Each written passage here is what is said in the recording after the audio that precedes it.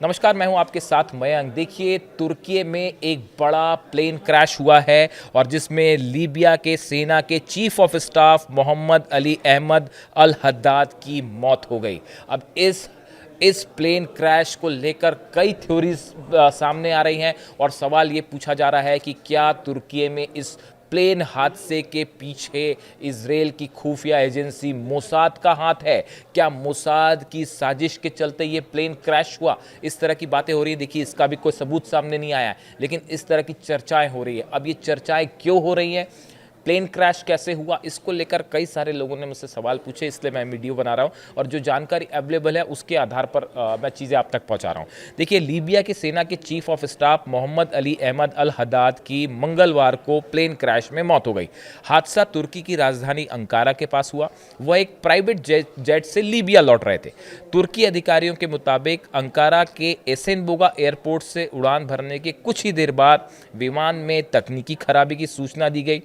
Emergency landing की अनुमति मांगी गई, लेकिन लैंडिंग से ठीक पहले ही रडार से विमान का संपर्क टूट गया और उसके बाद ये प्लेन क्रैश हो गया। कुछ तस्वीरें भी हैं जिसमें एक बड़ा फ्लैश ऑफ लाइट दिखाई दे रहा है। देखिए, यहाँ पे साजिश की जो बात हो रही है, वो कुछ लोग ये दावा कर रहे हैं जो वहाँ मौजूद थे, जिन्होंने देखा, उन्होंने कहा कि क्रैश के पहले ही एक बड़ी एक फ्लैश हुआ, एक बहुत ही बड़ा जो है वो लाइट दिखाई दी। और कुछ लोगों का कहना है कि क्या प्लेन में ब्लास्ट हुआ क्रैश के पहले? इस तरह की बातें अभी की जा रही हैं। अब देखिए, Mohammad Ali Ahmed al Haddad जिनकी बात हो रही है, जिनकी मौत हुई, जो कि लीबिया की सेना के चीफ ऑफ स्टाफ थे। देखिए, अगर गद्दाफी के बाद लीबिया में कोई सबसे पावरफुल शख्स था और जिसकी सबसे ज़्यादा लोग वहाँ पे बात मानते थे, वो Mohammad Ali Ahmed al Haddad, इनका नाम सबसे पहले सामने आता था।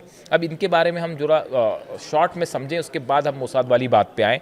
2011 में मुअम्मर गद्दाफी का ख़त्म हुआ शासन। इसके बाद 2014 से लीबिया दो मुख्य गुटों में बटा हुआ था, पश्चिमी लीबिया, पूर्वी और दक्षिणी लीबिया। पश्चिमी लीबिया की राजधानी त्रिपोली है, जहां अंतर्राष्ट्रीय स्तर पर मान्यता प्राप्त जो गवर्नमेंट है, नेशनल यूनिटी जेएनयू कहलाती है, जो गवर्नमेंट ऑफ नेशनल यूनिटी है। अल हद्दाद जेएनयू के मिलिट्री लीडर थे, जो तुर्की इनका सपोर्ट करता है, जिनकी मौत हुई है। उनके विरोधी पूर्वी लीबिया की लीबियन नेशनल आर्मी है, एलएनए कहलाती है, जिनके कमांडर जो हैं जनरल खलीफा हफ्तार हैं। जेएनयू और एलएनए एक दूसरे के खिलाफ है। देखिए, पूर्वी और पश्चिमी लीबिया हो गया, वहाँ पे इनके कमांडर थे जिनकी मौत हुई प्लेन क्रैश में। Mohammad Ali Ahmed al Haddad जिनकी मौत हुई। और उसके बाद जो है, देखिए, हम बात, अल हद्दाद जेएनयू के मिलिट्री लीडर थे जो तुर्की समर्थित है। इनका विरोधी पूर्वी लीबिया की लीबियन नेशनल आर्मी है, जिनके कमांडर जनरल खलीफा हफ्तार हैं। अब देखिए, जेएनयू और एलएनए एक दूसरे के खिलाफ है। मारे गए जनरल अल हद्दाद उन चुनिंदा सैन्य नेताओं में थे जिन्हें पूर्वी और पश्चिमी दोनों धड़ों में सम्मान प्राप्त था।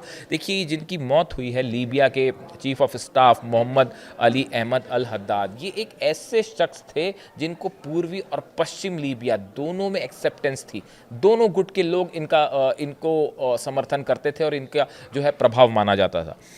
कुछ रिपोर्ट्स में ये कहा गया है कि प्लेन के क्रैश के ठीक पहले एक बड़ी सी रोशनी दिखाई दी, जो इस ओर इशारा करती है कि क्या प्लेन के टकराने के पहले, ज़मीन से टकराने के पहले ही क्या किसी तरह का कोई ब्लास्ट हुआ?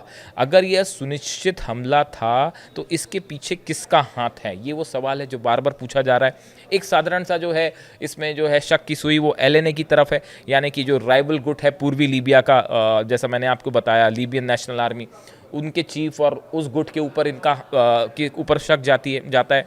लेकिन इसके साथ ही कुछ लोगों का ये भी दावा है, ये अभी सोशल मीडिया पर ही चर्चाएं हैं, इसको लेकर अभी कोई पुख्ता जानकारी सामने नहीं आई है या कोई सबूत नहीं मिला है। हालांकि लीबिया की एक टीम जो है वो तुर्की पहुंच गई है, जो इस पूरे मामले की जांच कर रही है तुर्की के साथ मिलकर कि आखिर ये हादसा था या अभी फिलहाल तो हादसे की बात आ रही है, लेकिन ये भी जांच हो रही है कि क्या इसके पीछे साजिश थी।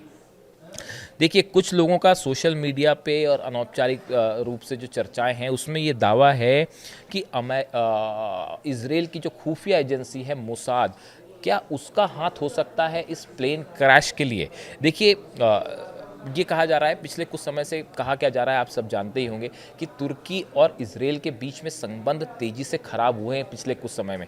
जिस तरह से सीरिया में तुर्की के एक बड़े हथियारों के कंसाइनमेंट को इसराइल के फाइटर जेट्स ने निशाना बनाया, इस तरह की खबरें आई। तुर्की और इसराइल दोनों सीरिया को लेकर आमने सामने हैं।